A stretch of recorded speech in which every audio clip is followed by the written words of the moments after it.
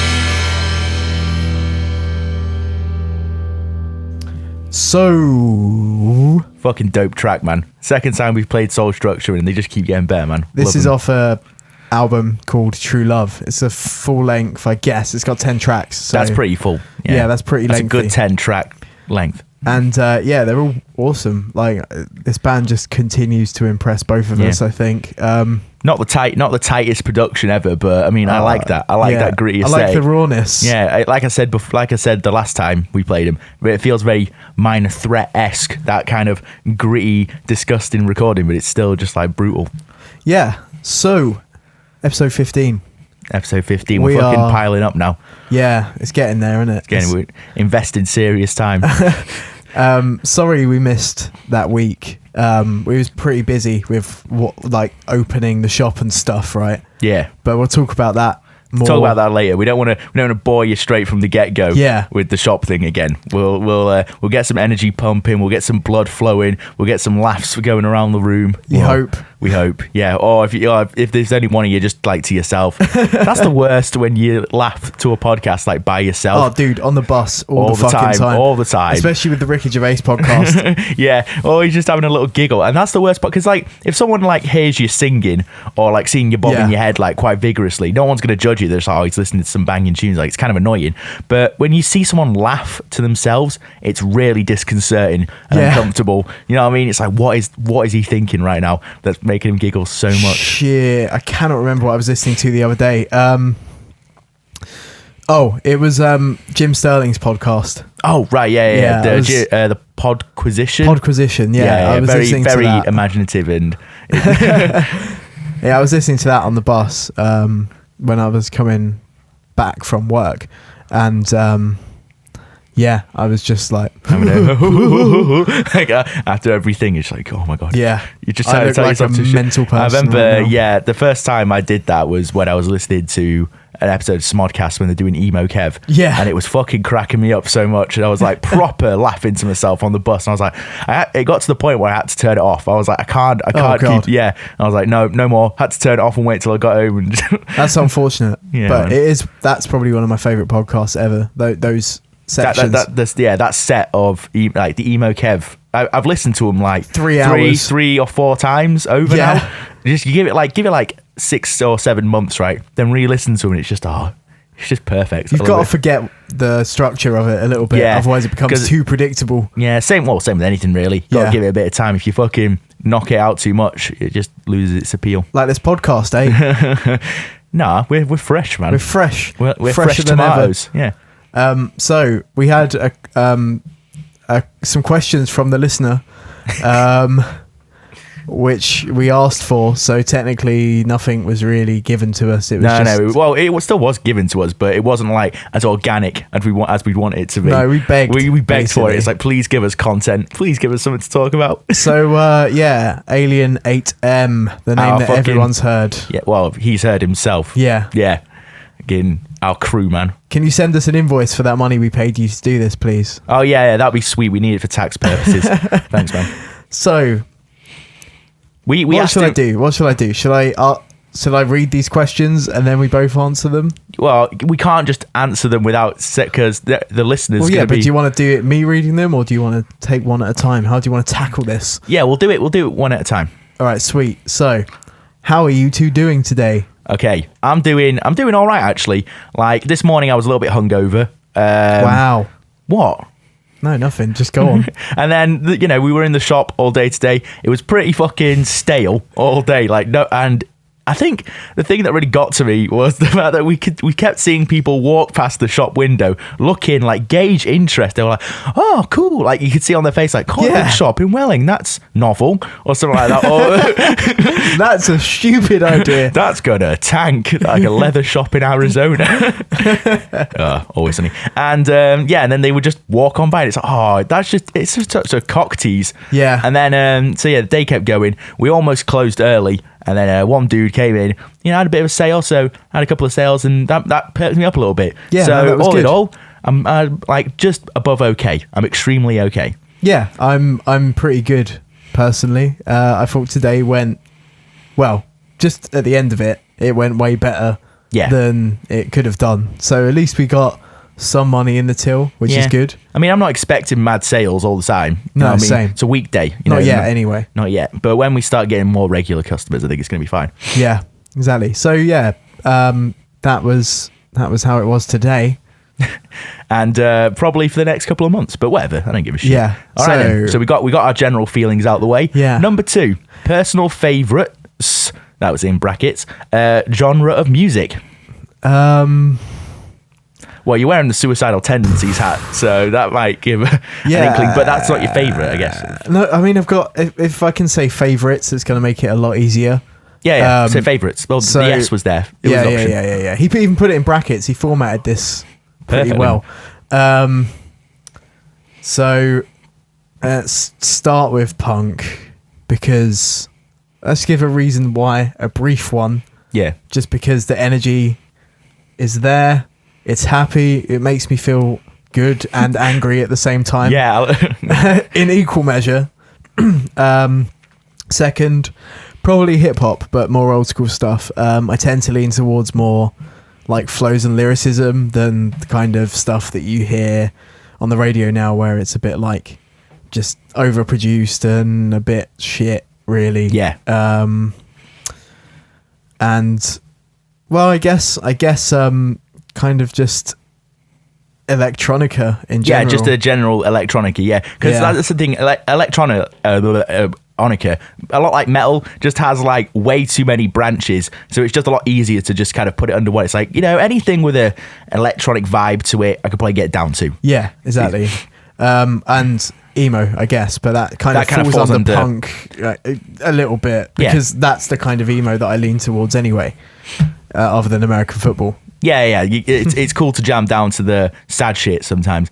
I guess. Well, obviously, my number one all-time favorite is punk, and more specifically, like post-hardcore, which not the one that you guys are thinking. I'm talking like Asking Alexandria. Yeah. No. That's like fuck it. I hate that shit.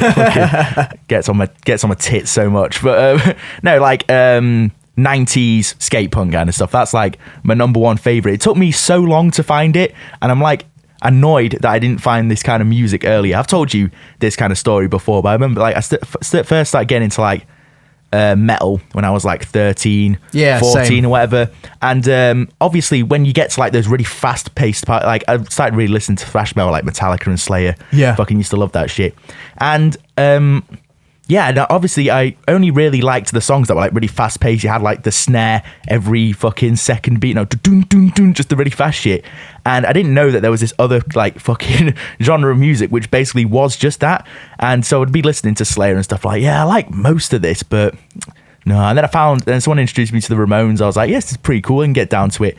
And that just planted this seed of love for punk. And that was probably when I was like 16. I found the Ramones, and then only in like the last couple of years have I really started getting into like skate punk properly, and that's just what I had like a similar thing. Again, I was really into metal and stuff when I was like 13, 14. Yeah. Did you go through like your normal like System of a Down, Slipknot kind of thing? Well, no, it's weird because I initially found it just by kind of stumbling across a podcast it was like a big mixed set of metal tunes from a website called Pure Noise, I think. Yeah, I've heard of Pure Noise. Yeah, and it was called One Dark Summer, and it was basically a compilation of all like metal and some of that mid 2000s emo stuff that I wasn't too fresh on back then either. Yeah, kind of from that I got into like my mate Ed was listening to a lot of stuff, and I got into kind of Children of Bodom, Killswitch Engage. And yeah, I like the really kind of heavy, fast stuff more. Yeah, and then you'd hear the songs and they'd be like, oh. Then basically instead of going to punk, I kind of stumbled across drum and bass. Yeah, and it's still got that fast pace, because drum and bass is essentially just the punk of electronica. It's just full on fast pace all the time. Yeah. So I can see where the similar, because I've only really started getting into electronica recently. Oh yeah, that was the second part to my other favorite genre of music. Is just like the complete opposite end of the spectrum. So you got punk, fucking hardcore punk on one end, and then on the other end it's like chill hop and like trip hop and shit like that. I really love just like ambient and just weird textures in electronic music. Hubert Davis is definitely one to check out for you. Cool.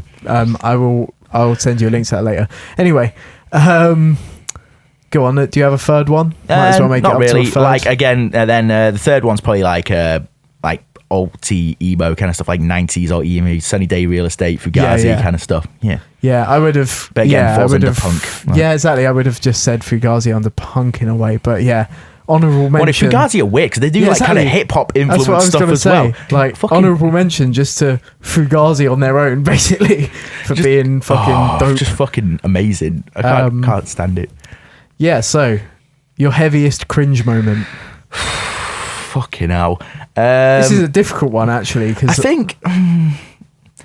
think the worst I ever felt, like, I'm pretty sure this isn't even like my heaviest cringe moment. Like, I'm pretty sure no one really cared, but I just couldn't help myself. It was when I was 10 years old and I was in The Lion King, right? I played Banzai the hyena, right? And he's like the one with the most lines, basically. It's the worst. And there's this scene where, if you know The Lion King, fucking Simba's knocking about the elephant graveyard or whatever, and then the hyenas come out of nowhere. Yeah, it's so cool. I don't get it. Why do all these elephants just go to one place to die? Whatever. And then the hyenas come out. They start like fucking giving him some guff, bad mouthing him and shit, just trying to interrogate him. You're in the wrong fucking town, Capron. Pretty much. And then you have to, and then so when they're intimidating him, they have to laugh, like a hyena. And and I just couldn't do it. Every time I went to go for the laugh, I would do the really, it was basically like a muttly laugh. I'm not going to do it now because it's going to be too loud. And this is late at night.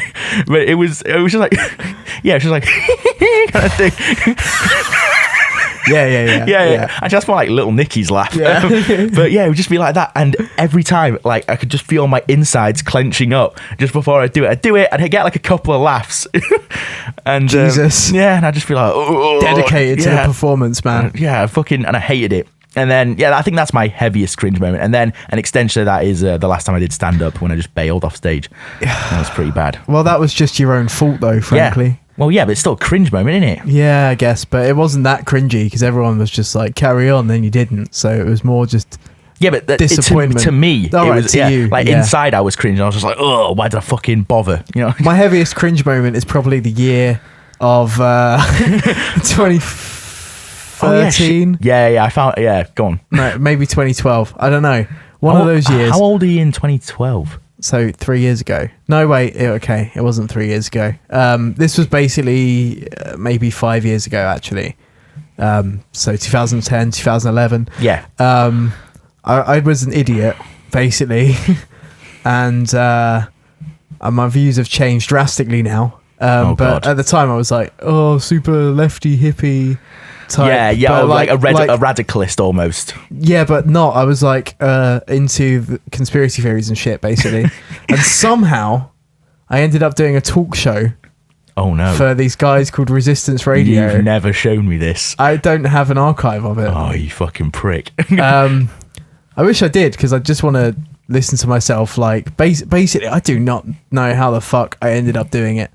I knew that I wanted to do radio, I think, or something like that, and then I basically was just like, jump at any opportunity. Yeah, exactly that. And it was like just because I knew people who were like into it, and then they was like, we got this, and I was like, yeah, fuck it. And then after like the 5th one, I just started playing music, and then it just became a music show. Yeah, basically. Like we've run out of conspiracy theories, guys. We kind of we went through them all pretty quickly in the first couple of episodes. Yeah, so that's if I just go on my time hop and look at Facebook between those times, it's hilarious. Yeah, but also really embarrassing. Yeah, under that subset, I found my old Bebo page a couple of like probably about a year ago now. That's harmful. And like I fucking suddenly realised why everyone bullied me. I was like, if I could go back in time, I'd bully me. He was a fucking little douche. Fucking douche. Yeah, he was the biggest douche. Like my picture, I've told you about this before, was a selfie. Oh, I fucking hate this kid so much. It's a selfie of me, so like holding the camera up, really flattering angle, right? Yeah, and I'm pulling devil horns at the fucking. That's fucking metal, dude. Yeah, it's not. It's metal at the moment, but on my hand and my arm, I'm wearing a fucking long glove that's red and black and stripy. Yeah, looks like it came right out of a Hot Topic fucking bargain bin or something like that. Man, can we get the picture? I'll try and source it, but like, if you can, we need to put it on this podcast. It's fucking gross. And I think what's even worse, it was my sister's as well. I'll put an embarrassing picture of me from my bad years, and we'll just slap them together. So it's equal. Yeah. So yeah, the year of 2011 is my heaviest cringe moment. Just everything that happened in between then. You could have had some proud moments, but they were just cancelled out by all that cringe. It was pretty bad. Yeah. Yeah. So question number 4. Proud/best moment/thing you've done. And I don't know if the thing you've done is like separate. It's just like, tell us a thing you've done. No. I get what he's getting at. Yeah, like the best thing we've done. Well, I don't know. Right now. Well, yeah. It's obviously the shop. Obviously the shop, right? Yeah. I mean, I haven't done anything on this scale before, probably. I mean, I've done loads of little shit. Yeah. But nothing this that is I'm like a full-on commitment thing. Like a 10-year plan kind of thing. You know what I mean? And I feel like an adult almost. Proud of it, man. Like, yeah, I'm proud. I'm proud. We've put in quite a lot of work, and to see it coming together slowly. I mean, it's getting there, but it's just like to see it actually happening is like, whoa. Yeah, it's fucking madness. But I don't know. Yeah, it's the only thing I can think of that I'm proud of because because everything else I do, I'm just like. I just kind of half-arse it, pretty much. Like, it's there's nothing that I really cared about enough to really like put my full effort into it. So, again, this or, I guess, pretty much this. I think my mum would like to think it was all the fucking arts and crafts that I did when I was like in primary school. She still has a drawer full of like literally every single thing that I made in primary school. Cute. Yeah, and it's like it just solidifies the evidence that I was probably a bit special needs when I was younger, just because she didn't keep anyone else's arts and crafts, only mine. And it's not like they were good. It's just like she was like, oh, he's actually done something productive. Fucking whack that in the drawer. Can't remember that. He's not going to do that again for a long time. Do you know why you didn't do anything too productive? Why? Because you was always daydreaming by January.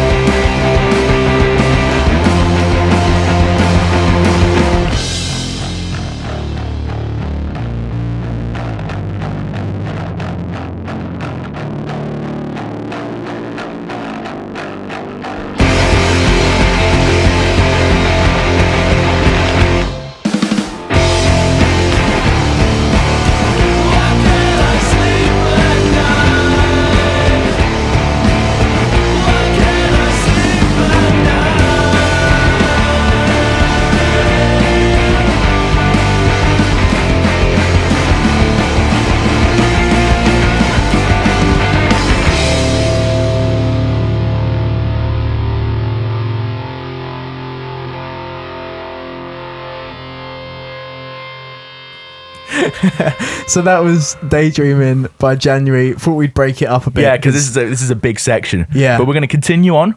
Yeah. I just wanted to add, I'm proud of other things that I've done, but not as much as this. Yeah. Honorable mention goes to music and stuff, but again, I'm always really self-conscious of anything like that I do. This isn't creative. The shop isn't really creative at all. So therefore, I feel like I can be proud of it. Actually, I'm pretty proud. Like, this podcast isn't huge or anything, and it's not like the best crafted thing, but I really this is one of my favorite things to do in the world. Is just like sit, like even if no one's listening, just sit here and just natter into a microphone. Yeah, and watch the little waveform. Yeah, watch the little waveforms go up and down. It's therapeutic to me, and that's one of like one of my best like things that I do. Biggest regrets apart from opening a comic book store? Oh shit! I got quite a few of these under my cap, but what? I guess get deep. This question could my get biggest deep. regrets are pretty fucking like. I did some stupid shit when I was in high school that it wasn't. Yeah, it was just some stupid stuff I did which didn't help on my. Actually, I think my biggest regrets was. Even though I was like at the bottom of the social ladder when I was in like high school, yeah, I still, I fucking like again. This is fucking horrible. I used to pick on people, like anyone who was like on my level or like a little bit below. I would do that. Like in my head, I'd think I was joking. Like, you know when like you joke around with people now and you have a bit of banter, basically. Yeah. You're just being a bit of a dick, but you know, it's all friendly. I used to think I was doing that, but now that I like look back on it, I was just bullying people basically. And I did some like really mean shit to people, like take their shoes and shit and throw them on Gnarly. roofs. I just used to instigate reactions from people. If I knew that they were like a bit explosive, I'd like poke the bear until they fucking went ape shit on me. Just to, I don't know why. I don't know. I think that's probably my biggest regret, is just being a piece of shit. Being a dick. Yeah. And also just not doing any work in high school. Like, that didn't help me at all. I don't know what mine would be, really. I personally have just kind of come to terms with a lot of stupid shit that I've done, so I don't really have a lot of regrets, to be honest. I guess it's kind of similar, like back in high school, obviously, like I was mid social level, I guess. Yeah. You weren't like bottom, you weren't top, you were just kind of not even just there. really noticed. Yeah, exactly. Even, Exactly. That's basically where I was, I think. So yeah, there was a guy who used to literally just get fucking destroyed by everybody. It was pretty brutal, actually. Like, and I didn't tend to join in much, but I didn't do anything about it. Yeah, the same way. It was the bystander effect. Yeah, exactly. To the fullest. And if you know that that's happened to you, it's fucking horrible, innit? Yeah. You almost get like a sense of survivor's guilt. But like, yeah. I was talking to someone else that I knew that went to the same school as me, a couple years older. I'm not going to name any names, obviously.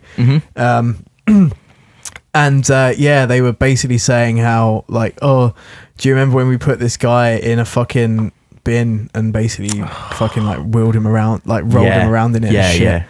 And you're just like, oh, fuck, yeah, I did that. I didn't do it, but I saw it happen. Definitely saw it happen. And I guess, I don't know. I don't think I laughed along at the time, but I was still there and just kind of watching in the crowd, therefore contributing. There was a crowd. Yeah, it was pretty bad. Oh, that's fucking brutal, dude. It was again, I'm not going to name any names. There was this one guy in like our year who in some ways used to bring it on himself. By kind of acting out to people and kind of being a dick, but he did not deserve the repercussions that people had decided were appropriate for him, I guess. Like, it was that kind of shit happened all the time. He used to get beaten up quite a lot. And again, like, I was okay with him. Like, I would just have a chat. Like, just like... Same as with anyone. I guess, you're on an acquaintance level with him. Yeah, but I couldn't have done anything to stop it. I also regret just being a grab ass when I was a fucking teenager. What do you mean? Like, you used to just grab I had people's female asses? friends. Oh. And so, like, I don't know. Like, it was fine. They was fine with it, but I just look back on it and I'm just like, that was maybe too far. But yeah, when you're a teenager, brain's developing, you got fucking like a billion hormones running through your head at any one time. You're not thinking about social conduct, you know what I mean? Exactly. Like, still not nice. It's not good to be like that grabby with people, but like, no. I think it's fine. Sorry, it's fine as long as you can look back on it. Like, if you're a teenager, like I said, developing brain. So any weird, like, bad shit that you do is semi-excusable, or like set, like, that's a very loose semi. Yeah. If it's like not illegal, basically, and if you can like grow up and then look back in time and be like, holy shit, I was a dick. Basically, I think it's just part of the development process. All that was just a series of events that led up to you being the person you are now. Yeah, you know pretty much. I mean, like, yeah, it's just like that kind of shit. I just look back on it, I was like, what the fuck was I thinking, dude? Like, what were you doing, man? So yeah, I guess those are the biggest. Those are pretty big regrets, man. That got pretty somber. Let's get a bit fantastical for a second. If you were a dictator of the world, I guess the dictator of the world for 24 hours, what changes would you make and why? Right, just a quick question though. How limited is this? Yeah, I was going to say, well, you're dictator of the world, so that means you have unlimited power. All the world's resources are behind you, but I'm assuming that it's only going to last for a day, because as soon as that happens, you're going to get usurped. Everyone's going to fucking... I guess if your change is good enough... So say that you've got like a year. Well, no, because it says 24 hours. Oh fuck yeah, Yeah, it does. stipulates All right. that in the question. I couldn't see it over my mic thing. I don't know. You go first. I need to dwell on this. Well, the thing you got to think about this logically, right? Yeah. You got to make a change that's positive in the world, so that when you finally do get usurped, you're not going to get like lynched in the street. I'm not going to do anything like Brussels sprouts have to be on everyone's sandwiches now. They're like, oh, what? Why? But that would be really hard to police. So that's a stupid rule. I guess maybe I'd probably just make universal healthcare, just like literally a worldwide healthcare system for everyone. I feel like, well, either that or no, yeah, because doing war is pretty hard, right? But getting a universal healthcare system, I don't think it's that hard. I think it's just money grubbing governments that don't want to change to a public system. So that's my number. Yeah, that would be my number one change, is just change the way that we treat sick people. Yeah, I would say slightly different angle. I'd force the wealthiest to redistribute their wealth. That makes sense. For example, there are like heavier taxes, basically. Huge oligarchs and billionaires and all sorts of shit knocking about in the world. Oligarch. Yeah, I love it, right? It's awesome. I use it as much as possible, but it's very rare. That's the first time I've heard you use it. It's really hard to get into a conversation. I really try. I'm always like, oligarchs. It's just always at the back of my mind. It's on the tip of your tongue, just waiting to pounce like a fucking trapdoor spider. As soon as Russia comes up, I'm like, fucking oligarchs, mate. And it's like the one word that you know about that subject, so it makes people think that you have like an in-depth knowledge of it.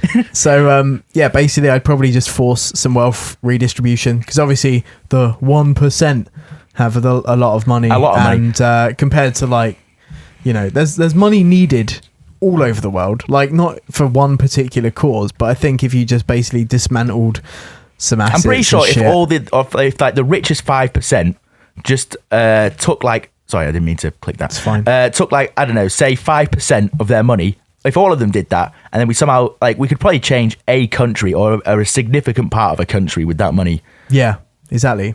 So, because I mean, like fixing problems uses a lot of money. You know what I mean? So. Yeah. I mean, it'll be, and I don't support like full on communism, but I do like the idea of just knocking them down a couple of pegs. It's like, do you need all that money? People should get a bit more Bill Gatesy with it. Bill Gates knows that he doesn't need all that money. He's like, well, I've kind of got the house and all my nice things. I guess just the rest of it can go to malaria. He gives a lot. Yeah, and I'm pretty sure they're like on the brink now of curing malaria. Like, they've actually developed a vaccination for malaria now. Awesome. I think so. Like, don't quote me on that, but I think I read something about that. So yeah, that was positive change. So if you wanted to do a negative change, what would you go for? Maybe not negative, just something that you find positive, but everyone else is probably going to find negative. I'm not that extreme, but I'd probably just I'd probably just ban fucking shitty, imagine this, faceless pop music. Cool. Outright. Yeah, just outright. Get rid. I mean, I get no more of this. We're going to destroy every fucking copy. It might harm our economy. I don't care. Because I mean, like as a Western society, we probably make a lot of money from the I'll just slip some of those gold bars in my pocket. Fantastic. Just take some of those golden records off the wall. Exactly. And if I wanted to do a negative change, what would I do? I think. Actually, no, I've changed my mind on the positive change. Fuck the universal healthcare, right? Kinder eggs. I miss like Kinder eggs are awesome, and I feel sad that there's some countries that don't have them anymore. So America, America. I'm gonna be like, you guys can have Kinder eggs back. There you go. So that's my positive and my negative change, because I don't like the kids are gonna. I love Kinder eggs, but the ones that die from choking on the kid, and I want to bring back because I'm pissed off. Right, if you buy a Kinder egg now, the little toys you get in there are just fucking like little models. Yeah, they're bunk. They're just little models, aren't they? Yeah, you want that. You used to be able to build them. It was like a mini Meccano set, and you just build like a little car. It was fucking cool. Yeah, like that's why we're not getting any builders nowadays. You know what I mean? All the kids are like, I want to be artists. I want to do a Tumblr blog about buildings in black and white. If they had Kinder eggs with fucking buildable toys in there, they'd be like, I want to be a plumber or something. I want to do some woodworking. We'd have some more tradies, man. Yeah, it would be good. That's another thing that I would like to do.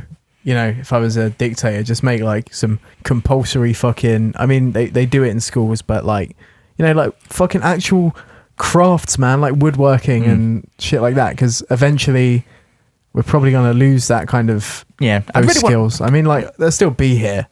I'd really want to pump some more money into career, you know, what would you call it when you're guidance, trying to guidance? That's it, career guidance. Yeah, for schools and stuff, like proper decent tests that really like stretch a child's mind to like all the most, not extreme points, but you know, like pretty much all the points, like intellectual things, creative things, handy things, and really just fucking, because they're like all kids, fucking everyone is like, I've got no idea what I want to be. If we can just help them out a bit earlier on. It's almost cruel in some ways that we do fucking like 16-year-olds and shit. We're literally like, decide the rest of your fucking life right now. Yeah, pretty much. I mean, like, want to do now. And that's the way they fucking, like, because we you and I both know that, like, if you fail these GCSEs or something, or you don't do the GCSEs that you want to do, it's not the end of the world. College is a pretty lenient place. You can easily change your direction there. But after that, it gets pretty hard. If we could just help, because that's the thing in schools, they're just kind of like, right, fucking, yeah, get on with it. If this is what you want to do it. And some people are like me, for example, I was like, I've got fucking no idea what I want to do. I just picked subjects just to fill out the timetable, basically. Because I was like, I'm already doing maths, science, and English. They're the only ones I care about. Yeah, I mean, it's a tricky one, but obviously, like, I don't know, maybe just find out what kids want to do instead of forcing them to do shit that doesn't really matter. That doesn't connect with them either. Because, like, obviously, you can be a fuck up in secondary school, you can be a fuck up in college, but it doesn't mean that you have to be a fuck up for the rest of your life. And I think that, you know, if you don't get along with the education system, that shouldn't necessarily be a sign off for you to, you know, be essentially treated like shit for the rest of your life and stuff. And I hate that. I hate it too. It pisses me off. I was fortunate enough to, like, kind of scrape everything. Yeah, same. I got a bit of hard work. I got mostly bare passes in my GCSEs when I did them. Yeah. Yeah. Anyway, these are all so somber. Yeah, we took it down to the negatives again. Sorry. You wouldn't make a negative change. You didn't get onto that. Well, nah, I can't think about it. I'm not in a negative space right now. I can't. Fair enough. I don't want to inflict any pain on anyone right now. Go back in time, but change only one thing. What would that be and why? That MySpace page. If I could go back in time and change. Wait, is this? Do you want to set this to like our lifetime or anything? No, I think let's do our lifetime. Yeah, sweet. That just makes it a lot easier. I was going to say, yeah. Because if we go too far back in time, like, obviously the butterfly effect is in thing, bullshit, you know. Yeah, you know what I mean? Like, it's too many things to think about. If we're just going to go back in time and change one thing, I'd probably just join Air Cadets earlier. Like, yeah. Or start doing, just give myself hobbies. You know what I mean? Just go back in time and be like, because I just did nothing when I was a kid. You know, I just fucking didn't have any interest, didn't have any hobbies. Do you want to go back in time and be like, just start doing something creative with your mind? Then you're not going to be all alone all the time. Well, you're still going to be alone, but you're gonna have shit to do. You know what I mean? You're gonna have shit to work on. Because I'm pretty like, I was like on my own so much when I was a child. I could have utilized that time so much better. I made myself like such a better person. Because like you, for example, you've got like all these little things that you like to do. You know, you play video games a lot. You can do like little crafty things. You do like little DIY things. I just did nothing. I just sat around and just fucked about, did nothing. So I just do a couple of little things, man. Just start twiddling around with stuff. Sweet. That's probably what I'd change. I don't know what I'd change. I can't think of anything, to be honest. Which is a disappointing answer, but I'm pretty content. Yeah. So. I mean, I did for a second think like, I'd go back in time and I don't know, stop my parents from divorcing or something. It's like, yeah, but then I won't have my little brothers. So yeah, exactly. I don't want that to happen. I love them. Nah, I genuinely can't think of anything. Sorry about that. Maybe you just shouldn't meet me. Just go back in time and just make sure that you don't meet me. Your life probably be like 10 times better by now. Oh. I drag you down, man. Dragging you down into the pits, bro. No, I'm just kidding. It's fun. I like it. It's a wild ride. Woohoo! Just fucking let go of the handlebars and plummet straight into hell. Sweet. And number 8, right? Video games. Video games you two are looking forward to playing when released. This was pre-Fallout 4 when he asked the question, so you're not allowed to think of that one anymore. See, this would have been way easier. I was going to do a segue as well into the next section. Sorry, where I man. start talking about Fallout 4, and now you've ruined it. Sorry, man. Oh, fuck. What else am I looking forward to? What's on the radar? Far Cry Primal. Yeah.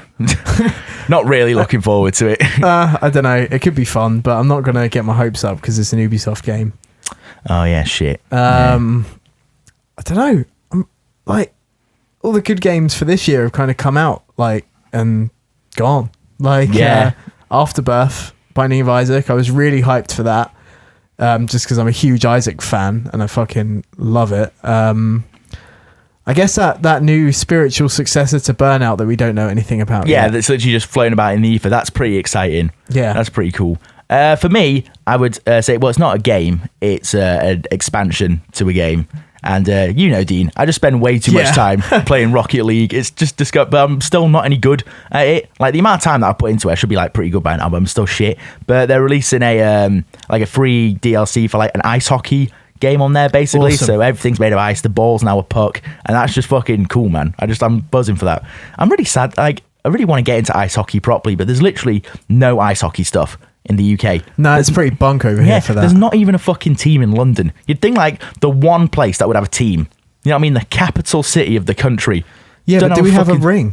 Do we have like a hockey rink?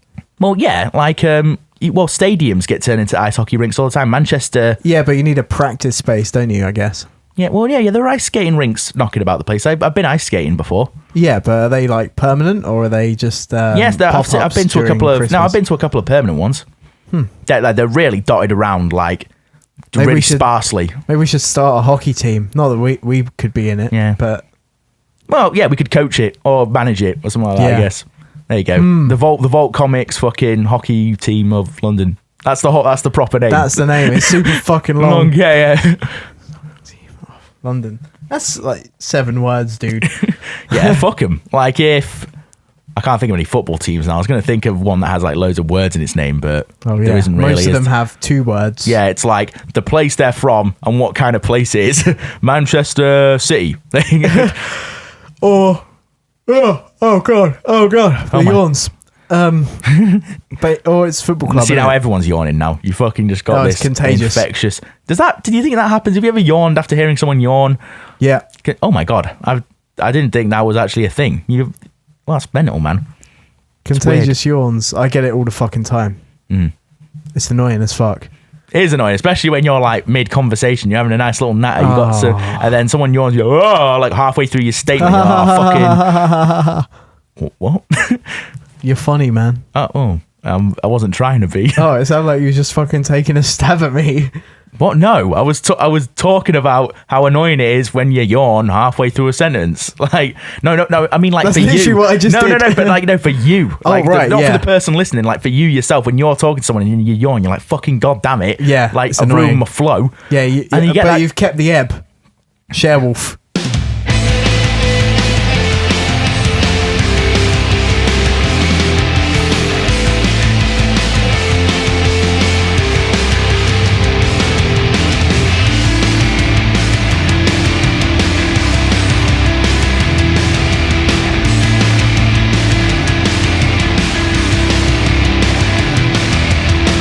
So this is how it is, my ring of a while.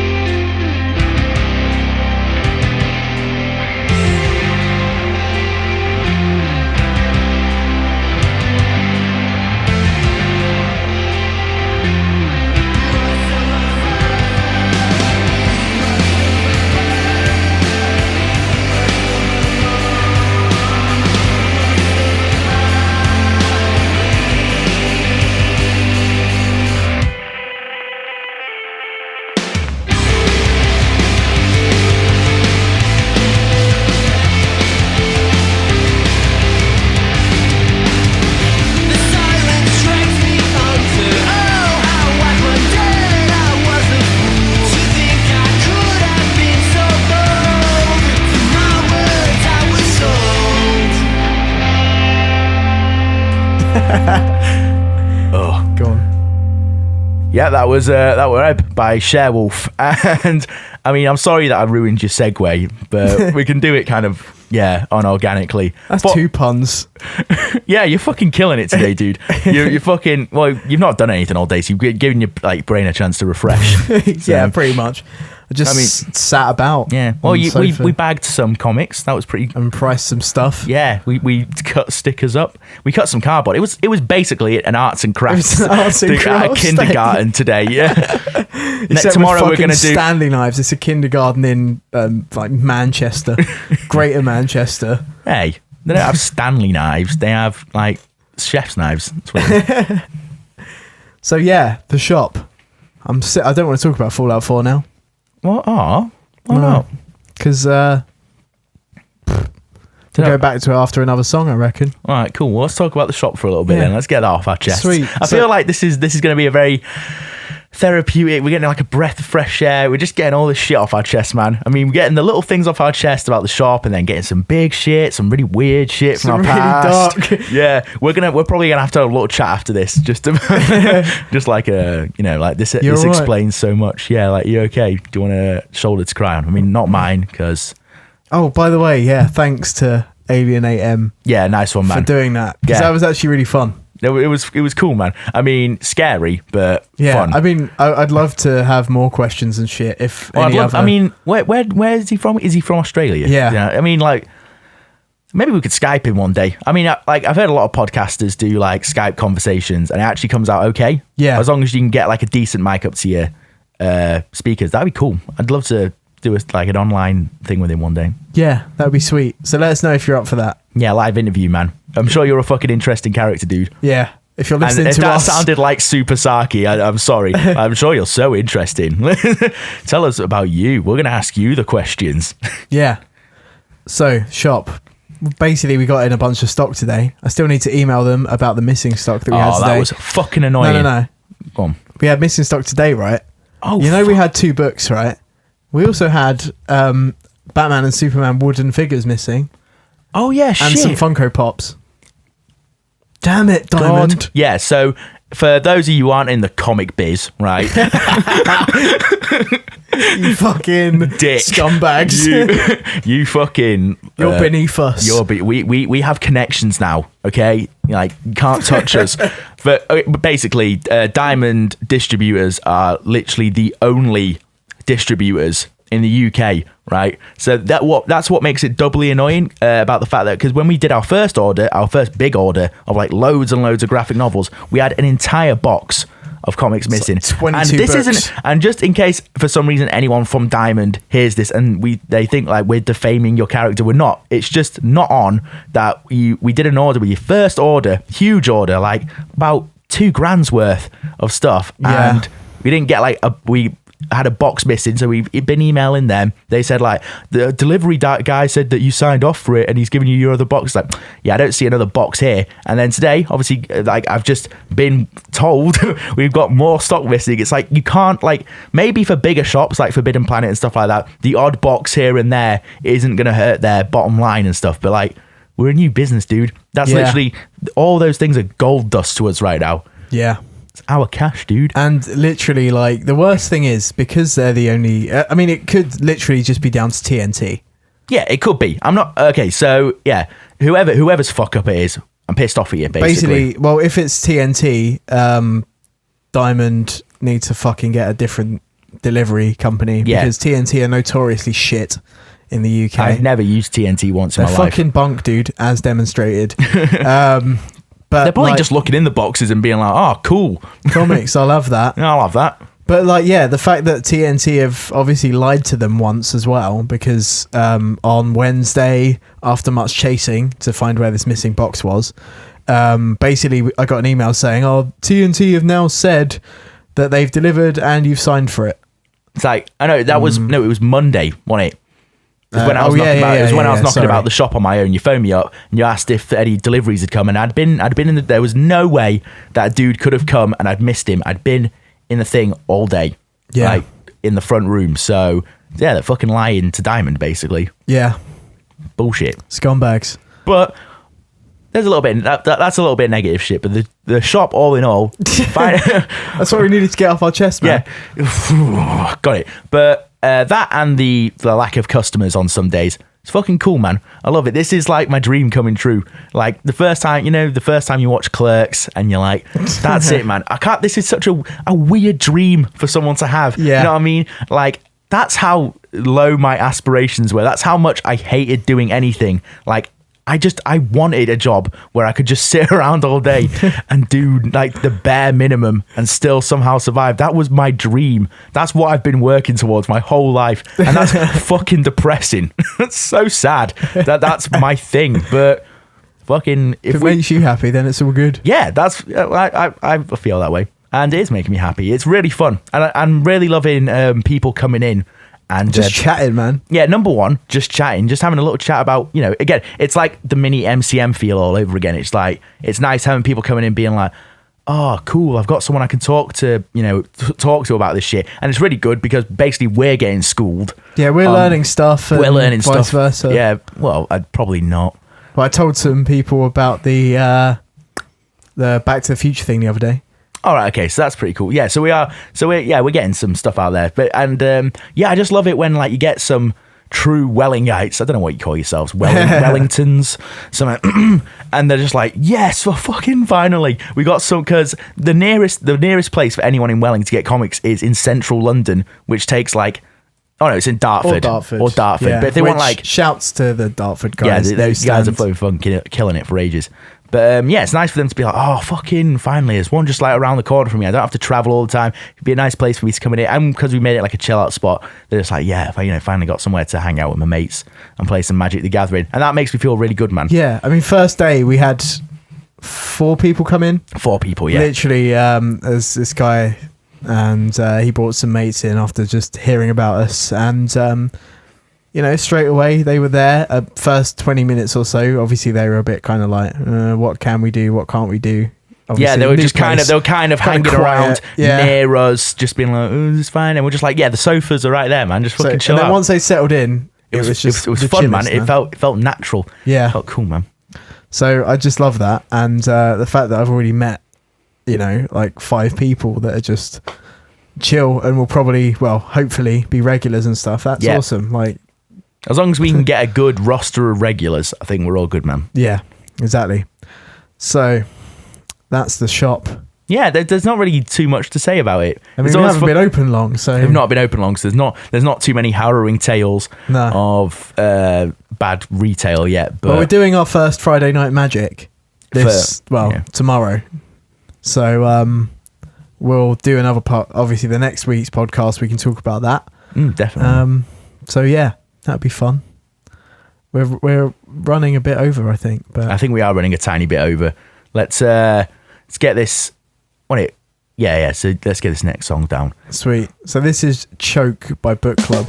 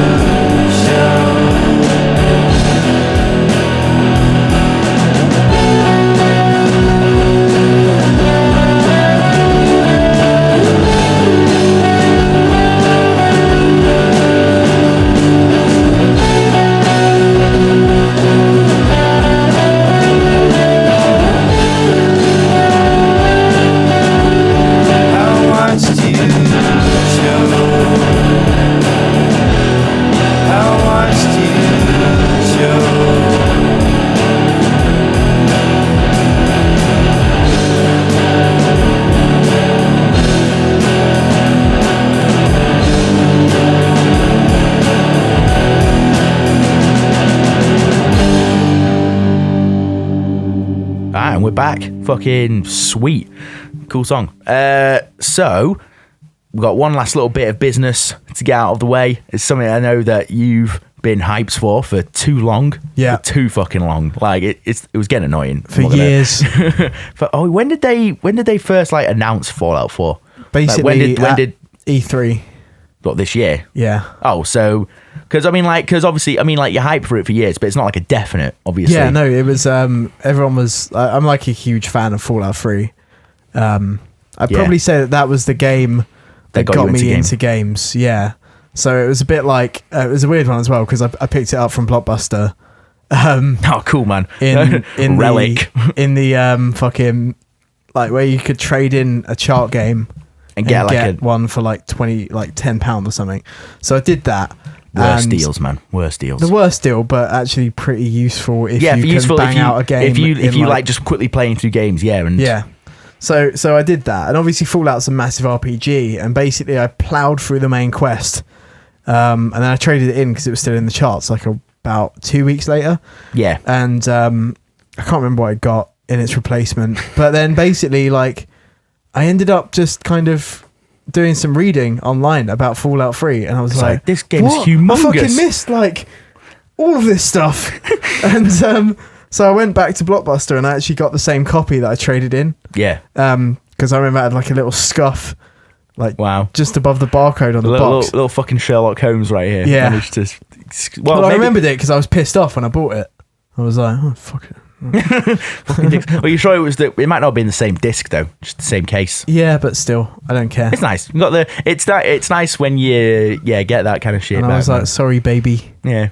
And then I fucking played it for like about 400 hours. Now, yeah, from then until now. Yeah, pretty much. New Vegas, I liked. Not as much as Fallout 3. Polished a lot of stuff. I preferred 3. Yeah. I think just because I preferred the setting. Like, I like New Vegas, but again, it was one of those games that took me fucking ages to get into. Like, I didn't appreciate New Vegas properly until about probably a year after it came out. Yeah. And I started playing it again. I think that's my problem when it comes to Fallout, because I barely ever played a Fallout game. Yeah. Because they're so, like, fucking humongous, it's daunting. And I get, like, my attention span is so low when it comes to playing games. I get bored, like, super easily. Yeah. And it annoys me. I'm really annoyed at the fact that I can't just sit there and, like, just play a game for hours and hours on end. I just start wandering off, basically, in my own mind. And I'm just like... Well, that's one of the good things about Fallout. It lets you do that. It lets you just... Like, I mean, okay, so let's start on Fallout 4 now. Like, I can't... initially, I was bracing myself for disappointment. Just because I'm a cynic now. Yeah. No, never get your hopes up. Yeah. Hope for the best, prepare for the worst. Exactly. So good, I was good little way to live life. Obviously, when the hype train starts rolling as well with these games, it's like... It just gets out of hand. And so because of the hype train, I was just a bit like, well, I'm not going to keep my hopes up in case it does just fucking bomb and they get it wrong. And they'd already made a few decisions that I wasn't massively happy with, like the change of the dialogue system. Also, like, there's little things that are missing, like there's no hardcore mode anymore. There's no hardcore mode, did you say? No, okay. And there's no weapon repairing, which isn't like that's. But can the weapon still break? No. Oh, okay. So you get unlimited condition, or like they So basically, you pick up a weapon, it will never break, and that's good in some ways. Yeah, but it makes it a little bit. It takes away the difficulty edge a little bit, because I find that's one thing that always, like, I mean, in an entertaining way, but it fucking annoyed me when I was like playing through Fallout for the first time, and you're obviously getting shitty weapons that you're picking up off the ground, like going through the metro system, just like bashing a rat on the head with your fucking baseball bat. And he goes like, your baseball bat broke, and you're like, what? Oh, for Christ's sake, I was not looking at the condition at all. So now I've just got my fist just running around in the metro system, punching rats. Just swinging around wildly, just being like, oh, get out. So yeah, I mean, I just quite like the tense kind of combat moments that sometimes made. They changed VATs. They've changed loads of shit, basically. Too many things to list now. But yeah, I'm really liking Fallout 4 so far. I've done about 7 hours, right? Probably about that, yeah. Good chunk of time. Yeah, it's reasonable. Again, the main quest was always weak in Fallout games. That's just the way it is. So literally, I did the first 2 missions, basically establishing the game and the story a little bit. And then I was just like, oh, fuck this. I'm just going to walk about. Just going to potter about. Just check out Massachusetts. Yeah. And I think that's one of the things that really caught me about Fallout 3 is that the world is just, there you go and explore it. And it's like, cool. Yeah, that's pretty much how it happens. You just like pop out of the vault and it's like, there's Washington DC, have some fun. Like, what the where do I go now? Basically. Yeah. So like I found loads of cool shit just wandering about in like the Boston ruins, which is always great. Like there's a lot more scale on this game, obviously because of the technical aspect. Like you've got so much more verticality to all of the settings, like even outside. You've got like massive open areas without having to go through loading screens as much now. And just like so much more content as well. Like there's so many characters that are all voiced way better than the older games. Yeah. The voice acting, from what I could see, I only watched you play like 10 minutes of it, but from what I could see, it was pretty fucking it's vastly improved. Vastly improved. Yeah, because like I feel like in all the other Bethesda games, is it pronounced Bethesda? Yeah. I mean, like their main core was like it's all about the gameplay and it's all about the scale and the leveling. Like fuck the visuals and all that stuff. Like that's padding. That's padding. We don't need it. Yeah. Which I mean, like essentially, it's true. Like if they've got all that feeling from the.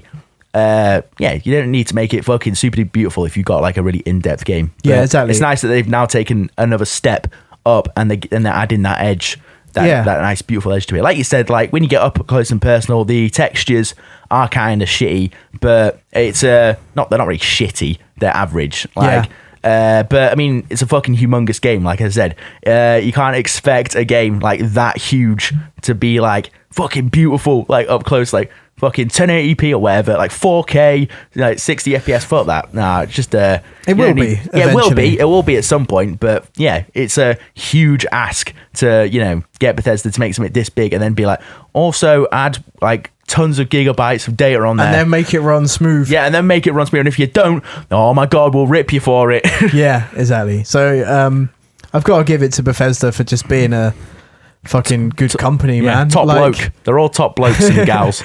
Like the fact that there's currently no microtransactions or anything like that. I don't think there will be, probably. No, I don't think they've ever done it too much. Besides, like horse armor in Skyrim, or whatever. They might be planning some DLC. Yeah, well, they always do DLC. Yeah.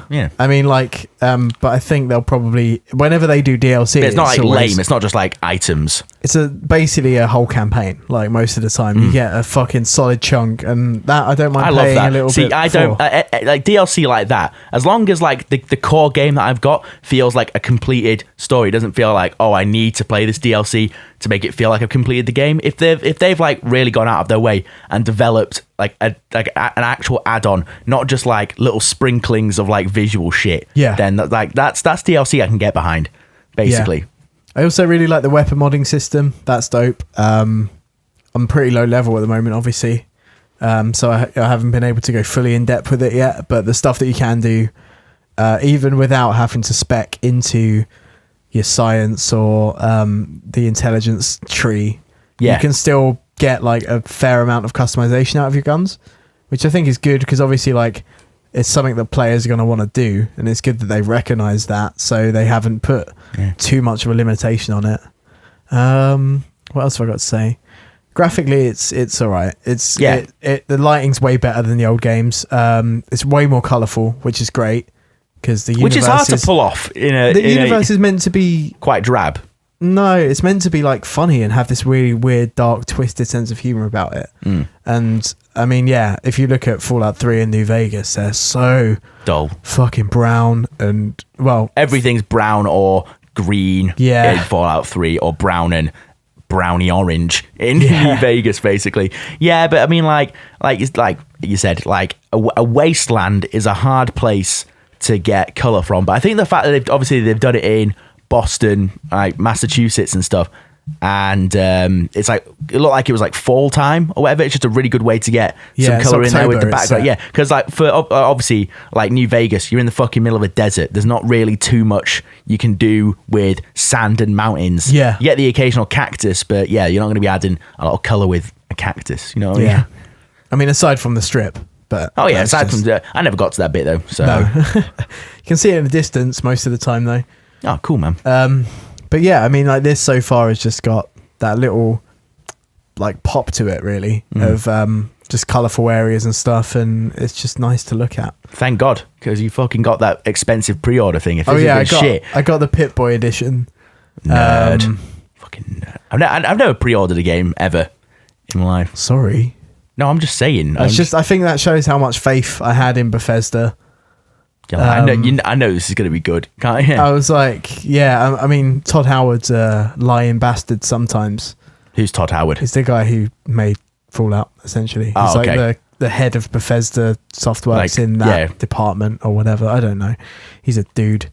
But he's someone who has a job. He was basically like, he said loads of shit about Skyrim, like, oh, it's going to have infinite quests. And you can... How the fuck can you have infinite quests? Yeah, I know. That doesn't make any sense. And you can burn down the local mill to affect the town's economy, which you couldn't do. That would have been cool, though. That actually does sound like it's a cool mechanic, but they just never implemented it. Oh, and lame. So that was upsetting. Yeah, so I'm under that train of like school of thought. It's like, don't get my hopes up. Don't if you know you're gonna put it in, then say it. But don't try. You've already got me hooked with the fact that it's like a huge game. You don't need to don't get my hopes up. Yeah, don't lie to me, man. You've already got me. You've got me forever, baby. Why are you abusing me? So, those are the initial thoughts on Fallout 4. I'm going to play it a fuck ton more. So, yeah. I probably won't see you. I probably won't see you for the next few weeks. Nah, I'll probably talk about it a bit more next week. Just because, obviously, I want to give a kind of proper thoughts on it when I've not just got it, because when you just got it, you're in that honeymoon phase. You're in the honeymoon phase. You got to let it settle in a little bit. Yeah, exactly. So we'll revisit next week, and we're going to go out with something that I've never known. This is by Proud Parents, and song's called Vultures. Cool, guys. In a bit. Sorry if we depressed you, man. Yeah. Cheers.